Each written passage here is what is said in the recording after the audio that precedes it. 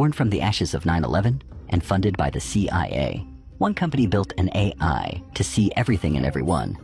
It tracks wars, borders, pandemics, and profits. Governments use it. Corporations depend on it. And most people don't even know it exists. This is Palantir, the most dangerous AI company in the world. September 11th, 2001. 4 planes, 2 towers, 3,000 lives lost, and one question burned into every intelligence report for the next decade. How the hell did we not see it coming? The US had all the data. Multiple agencies had pieces of the puzzle, but no one connected the dots. There was no single pane of glass. So Silicon Valley stepped in with an idea. What if we built software that could? Something that could sift through oceans of emails, surveillance footage, passport records, satellite images, and bank transfers, and find the next Osama before he booked a plane ticket. Enter Peter Thiel, the PayPal co-founder and libertarian philosopher in residence, who had just made millions by stopping credit card fraud with algorithms. Now he had a new idea. Use those same tools to stop terrorists. If anti-fraud tools can detect a stolen credit card, why can't we build tools to detect a stolen airplane? He called it Palantir, named after the all-seeing orbs in Lord of the Rings. A fitting name for a company obsessed with visibility and secrecy. Palantir started like a Bond villain's tech startup. Small team, secretive office. Their first investor? Not Sequoia, not Andreessen Horowitz. It was In-Q-Tel, the CIA's very own venture capital firm. Yes, the CIA has a VC arm. And no, you're not supposed to know that. The goal? Build a platform that could do what no human analyst ever could. Spot threats hiding in plain sight. Blend messy, siloed government data, passport logs, drone footage, field reports, into one God view. Easier said than done. Early Palantir was buggy, over-engineered. One official described using it like trying to fly a space shuttle just to find your car keys. Agencies resisted. Bureaucrats balked. The NSA thought it was cute. The FBI thought it was terrifying. But behind the scenes, the company kept building. Quietly, patiently, almost obsessively. They weren't chasing profit. They were chasing belief. The belief that software could prevent another 9/11. As Palantir grew, so did the myth. Inside the office, everything screamed, "We are not like other tech companies." No press allowed. Clients anonymized. Engineers were sworn to silence. If Google was a theme park, Palantir was a bunker. At the center of it all was Alex Karp, a philosophy PhD, wild hair, wireframe glasses. Looked like he wandered in from a Nietzsche book club. Thiel was the strategist. Karp was the monk. He'd lecture employees on the ethics of power. We're not in the business of surveillance. We're in the business of understanding. That sounded better on stage than in practice, because Palantir didn't sell software. They sold certainty, the promise that somewhere in the noise was the truth. And only they had the tools to find it. It started with counterterrorism, but as we'll see, it didn't stop there. 2007, Iraq, Afghanistan. The US military was knee-deep in 2 wars and 10,000 spreadsheets. Intel reports were everywhere.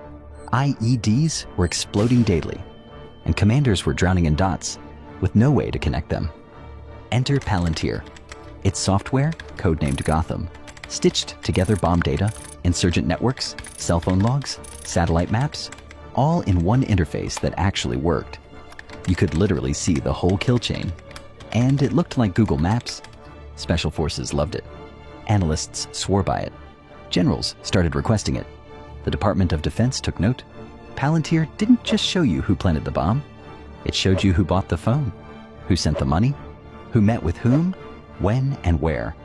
Now Palantir built this technology to find enemies of the state. But the terrifying reality is, you don't need to be a target of the CIA for your data to be mapped, tracked, and sold. Right now, thousands of data brokers are collecting and trading your personal information, your full name, home address, and financial history without you ever knowing about it. And that is why today's video is sponsored by Incogni. This isn't just about spam. It's about safety. Scammers use this data for identity theft, And stalkers can literally buy your address to find where you and your family sleep. Scrubbing this data yourself takes years. Incogni does it automatically. You can see on my dashboard right now, they are actively forcing brokers to delete my profiles. They also just launched a massive new tool, the custom removal feature, on their unlimited and family plans. If you find your info exposed on a specific people search site, you don't have to wait. You just paste the URL, and Incogni's privacy agents will take care of the rest. They can't harm you if they can't find you. So, take your personal data off the market. Go to incogni.com/crayoncapital and use code crayoncapital for an exclusive 60% off. Again, that is incogni.com/crayoncapital. Code crayoncapital for 60% off. The link is in the description below. Protect yourself before your data ends up in the wrong hands. Now back to the video. The promise had become a product, and for once in military tech history, the troops wanted the new software, not because it was mandated, but because it might actually save their lives. But in Washington, if you're not invited to the table, you're probably on the menu. And Palantir was not invited. While soldiers were praising it on the ground, back in DC, things got ugly. Who the hell are these guys? No contracts, no clearance, no golf retreats? They're not in the club. Palantir had no lobbyists, no revolving door hires, no steak dinners with procurement officers. When the Army tried to award a $200 million intel contract to a legacy contractor, no competition, Palantir did the unthinkable. They sued. Yes, a Silicon Valley startup sued the US Army and won. A federal judge ruled that the Army had broken the law by refusing to even consider Palantir's software, even though soldiers were already using it in the field. The message was clear. Innovation wasn't optional anymore, but neither was controversy. By now, Palantir had proven itself in war zones. So the question became, what else could it do? Turns out, a lot. Immigration and Customs Enforcement signed on. The Department of Homeland Security followed. Soon, Palantir was being used not to fight terrorists abroad, but to track people at home. Software that once helped stop IEDs was now identifying undocumented workers, mapping social networks, predicting threat levels. This guy's cousin rented a truck near a known safe house, suggesting he may be a courier. Recommend detention. Translation: his cousin drives a Honda. Pick him up. Civil rights groups were alarmed. Immigrant communities felt surveilled. And inside Palantir, some employees started asking, is this what we signed up for? Internal letters leaked. Protests bubbled. One engineer resigned, saying, I wanted to stop terrorists, not deport families. But outside the office, contracts kept coming. More agencies, more money. The mission had expanded and blurred. Palantir was no longer just a counterterrorism company. It had become something else. A surveillance platform, a battlefield algorithm, a state-sponsored crystal ball, and it was just getting warmed up. By the late 2010s, Palantir had conquered war zones, outfoxed the Pentagon, and racked up contracts with nearly every three-letter agency. But there was one battlefield still untouched: corporate America. Not because Palantir didn't want in, but because, for years, they claimed they were above it. We don't mine user data like big tech. We build software for governments that saves lives. And that was true.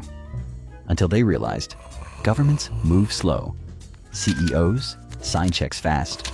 Therefore, enter the pivot. Palantir launched a new product, Foundry, basically Gotham's friendlier, cleaner cousin. Still powerful, still scary. Just now in a buttoned-up suit instead of combat boots. Foundry integrates all your enterprise data, then tells you how to fire Dave from logistics. Suddenly, everyone wanted in. Oil giants used it to optimize drilling. Pharma companies used it for clinical trial pipelines. Hedge funds used it to predict markets before your Bloomberg terminal could blink. We used to make decisions with intuition. Now, I make them with this magic rectangle. Within a few years, Palantir had quietly become a digital consigliere for Fortune 500s, helping them make decisions faster, leaner, and often without understanding how. See, Palantir doesn't just show you dashboards. It doesn't just give you options. It tells you what to do. shut down Plant 3, reroute shipments, increased stockpile in Region 7. But what if I said Plant 3. During COVID-19, it was everywhere. The US government used it to track outbreaks, distribute vaccines, manage supply chains,